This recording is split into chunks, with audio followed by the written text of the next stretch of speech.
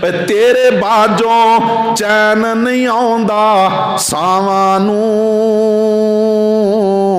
ਐਵੇਂ ਤੇ ਨਹੀਂ ਲੋਕੀ ਰੋਂਦੇ ਮਾਵਾਂ ਨੂੰ।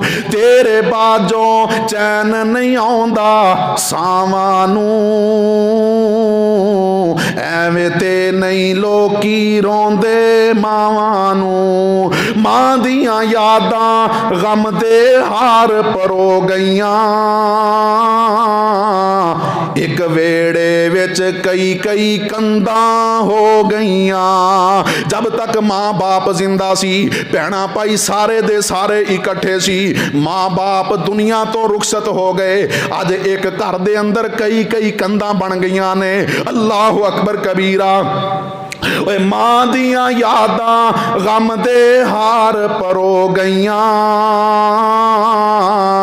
एक वेड़े विच कई कई कंधां हो गईयां। मां ने जोड़ी रखिया सब भैणा भाइयां नूं,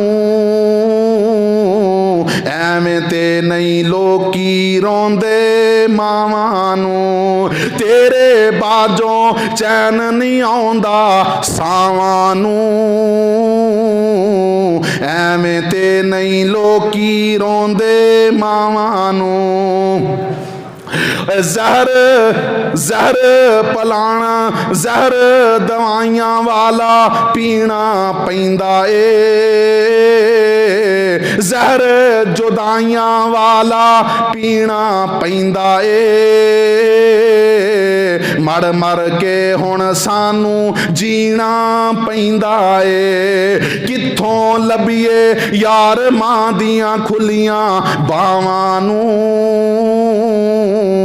ਐਵੇਂ ते नहीं लोकी रोंदे मावां नूं। वकुर रब्बिरहमहुमा कमा रब्बयानी सगीरा।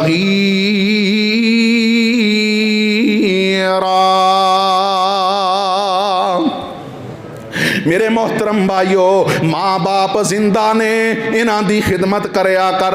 और रब्बे काबा दी कसम है, जड़ा माँ बाप दी खिदमत करदा है, जड़ा माँ बाप दियां खिदमतां करदा है, अल्लाह उसनू किस तरह फिर अजमतां अता फरमांदे ने। गौर करया जे, तवज्जो करया जे। अल्लाह रब्बुल आलमीन ने कुरान पाक दे अंदर फरमाया, वक़ज़ा रब्बुका अल्ला ताबुदू इल्ला इय्याहू व बिल वालिदैनी एहसाना इम्मा यबलुगन्ना इंदकल किबरा अहदुहुमा औ किलाहुमा फला तकुल लहुमा उफ्फिन वला तनहरहुमा व कुल लहुमा कौलन करीमा।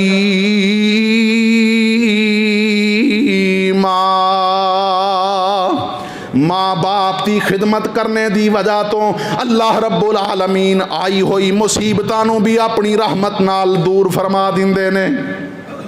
सही बुखारी दी हदीस है कि 3 बंदे सफ़र कर रहे सी, दुराने सफ़र तूफान आ गया, ये पहाड़ी दे एक गार दे अंदर दाखिल हो गए। अल्लाह अकबर कबीरा।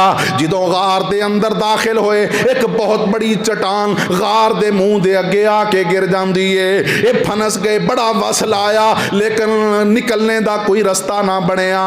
ते ये तीनों एक दूसरे नूं आंदे ने, अज अपनी अपनी कोई नेकी याद करके अपनी नेकी नू वसीला बना के अल्लाह दे कोलों दुआ करो, अल्लाह सानू इस मुसीबत तो नजात अता फरमा दे। इन्हां चो एक बंदा दुआ करदा है, ए मेरे अल्लाह तेनू ते पता है ना, मैं बकरियां चराया करदा सी, और शाम दे वक्त जदों मैं बकरियां नू वापस लैके घर पहुंचदा, इन्हां दा दूध दोंदा, दूध निकालने तो बाद सब तो पहले मैं अपने माँ बाप नू पेश करदा, फिर अपने बीवी बच्चियां नू दिया करदा सी। एक दिन इस तरह होया कि मैनू आने दे अंदर देर हो गई, मेरे आने तो पहले माँ बाप भुखे ही सो जाते ने, दूध पीने तो बगैर ही सो जाते ने। अल्लाह अकबर कबीरा। आंदा है अल्लाह, मैं दूध निकालिया, मेरे बीवी बच्चे दूध मंगते रहे, लेकिन मैं आख्या उस वक्त तक दूध नहीं मिलेगा जब तक मैं अपने माँ बाप नू ना पिला लवा। माँ बाप के सराने खड़ा हो गया, उन्होंने बेदार करना भी गुस्ताखी समझिया। अल्लाह अकबर कबीरा। मेरे मोहतरम भाइयों, हदीस दे अल्फाज ने कि सारी रात गुजर गई, सुबह फजर वेले जो माँ बाप खुद बेदार होए ते अपने माँ बाप नू दूध पेश करदा है, आंदा है अल्लाह अगर तेनू मेरा ये अमल पसंद है और तू जानना है कि मैं खालिसतन तेरी रजा वास्ते ये अमल कीता है, अल्लाह सानू इस मुसीबत चो नजात अता फरमा दे। अल्लाह रब्बुल आलमीन ने अपने इस बंदे दी दुआ कबूल फरमा के ते इस मुसीबत चो निकलने दा रास्ता बना दिता।